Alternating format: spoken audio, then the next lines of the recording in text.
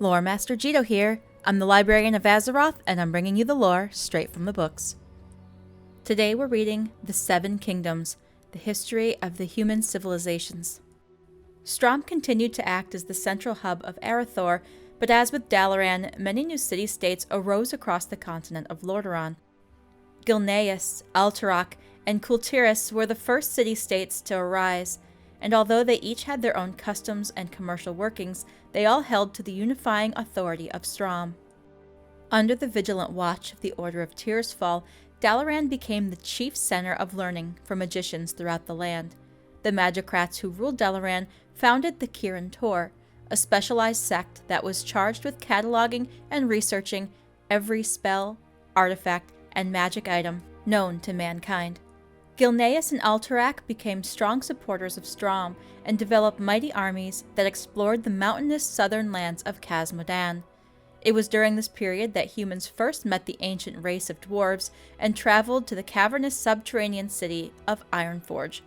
The humans and dwarves shared many secrets of metalsmithing and engineering and discovered a common love for battle and storytelling.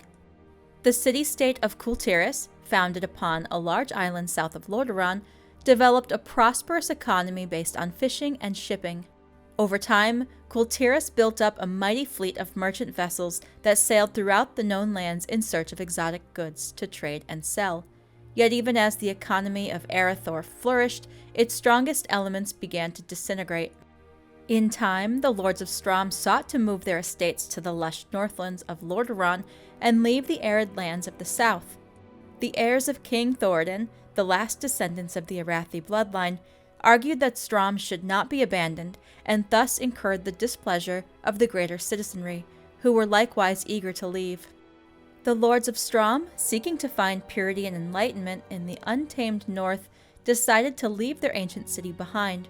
Far to the north of Dalaran, the Lords of Strom built a new city-state, which they named Lordaeron.